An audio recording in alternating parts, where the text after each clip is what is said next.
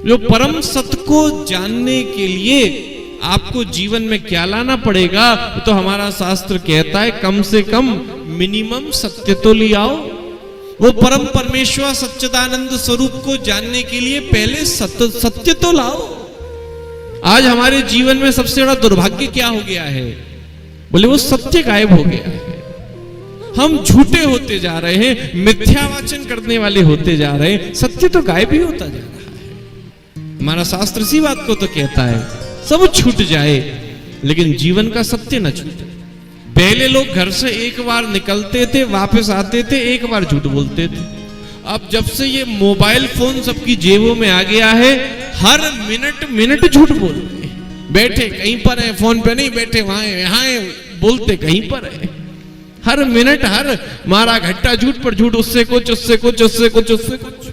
और वो मामला ज्यादा खतरनाक हो गया है। बोले क्यों? क्योंकि भैया याद झूठ को रखना पड़ता है, सच को कभी याद नहीं रखना पड़ता। आज जो बात सत्य है वो तो आपको पहले से स्मरण में है ही है, वो तो सत्य है ही है। अपनी बुद्धि पर जोर कहां देना पड़ता है? अपनी बुद्धि पर जोर देना पड़ता है जो हम झूठ बोल चुके होते हैं। उससे बोला है दोबारा मिल जाए तो बात वही होनी चाहिए, किसी से कुछ कह दिया, किसी से कुछ कह दिया, किसी से कुछ कह दिया। इसीलिए इस बात को कहा कि भैया जीवन में हम आधे से ज्यादा अपनी बुद्धि, अपना दिमाग जो भगवान ने इतना बड़ा स्टोरेज दिया है, केवल झूठ को इकट्ठा करने में, उसी को डालने में हम बर्बाद किए जा रहे हैं।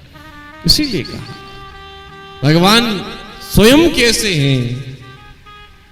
बोले महाराज स्वयं सत्यम शिवम सुंदरम। उन्हें स्वयं सत्य पसंद है और सत्यवादियों से ही प्रेम करते।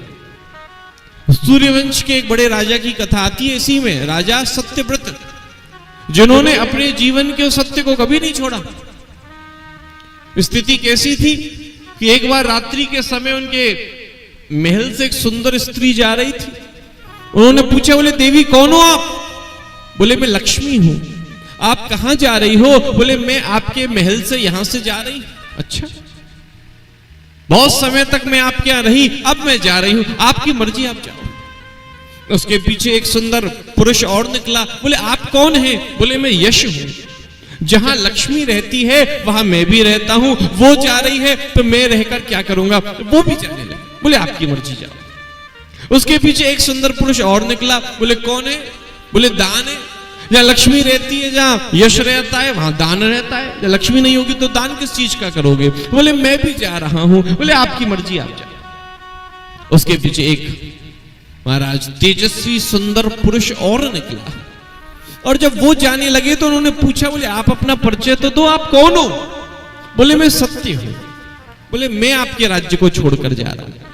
बोले महाराज मैंने कभी आपका परित्याग नहीं किया, मैंने कभी आपको नहीं छोड़ा, तो आप भला मुझको क्यों छोड़ रहे हो?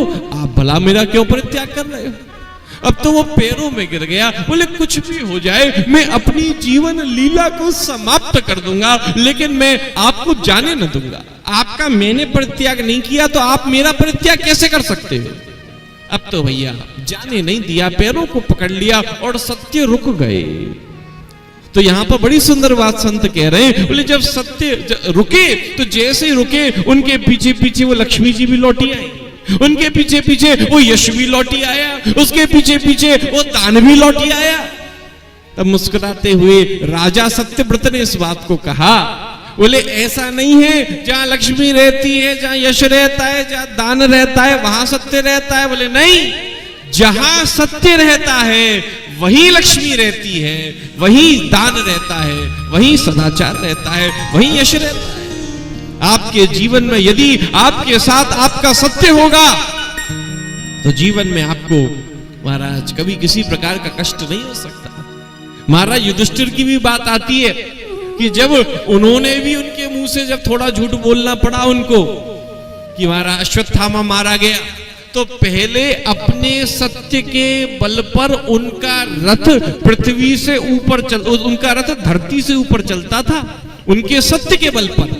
लेकिन जब उनके मुंह से भी थोड़ी सी मिथ्या निकल गई तो रथ जमीन पर आ गया।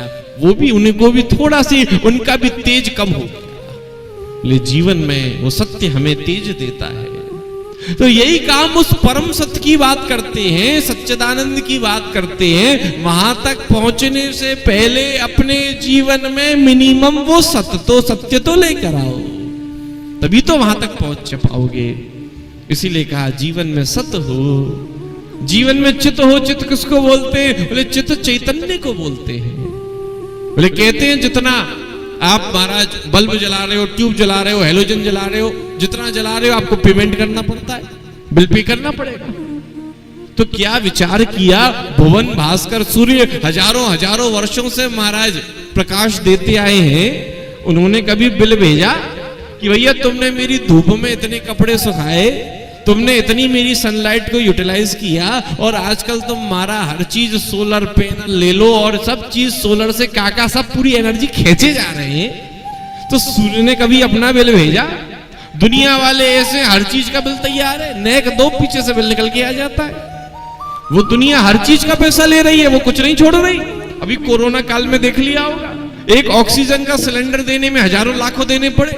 विचार किया कि भैया कुछ समय के लिए श्वासें लेने के लिए कितने हजारों लुटा दिए। अपने जीवन के 20 साल, अपने जीवन के 40 साल, अपने जीवन के 50 साल ये प्रकृति आपको वैसे ही शुद्ध हवा दे रही है, उसकी हम महाराज उसके लिए धन्यवाद नहीं करते, उसकी उस महिमा को नहीं समझते। जब वहां में बाहर सिलेंडर खरीदना पड़ता, लेकिन व्यवहार और स्वभाव से हम जड़ हो चुके हैं। शरीर से तो चेतन है, हाथ चल रहे हैं, मुंह चल रहे हैं, सब हो रहा है, दौड़ रहे हैं, भाग रहे हैं, लेकिन स्वभाव से जड़ता का मतलब क्या है? स्वभाव की जड़ता से अर्थ है कि जीवन में महाराज हम हमारे जीवन में वो ऑब्लिगेशन नहीं हो रहा, वो धन्यवाद नहीं आ रहा। जो जिसके जीवन में जो धन्यवाद ना कर सके, सामने वाले का जिसने मदद करी उसका धन्यवाद नहीं कर पा रहा, बोले वो तो एक प्रकार से जड़ ही है। इसीलिए कहा कि जीवन में श्रीमद् भागवत यही सिखा रही है, एक यात्रा है। कौन सी यात्रा है? ये यात्रा है जो चिंता से शुरू होती है और चिंतन पर जाकर खत्म हो जाती है। तो ये चित्त क्या है? ये चित्त हमारे जीवन में उस चिंता को हटाता है और उस चिंतन को प्रारंभ कर देता है।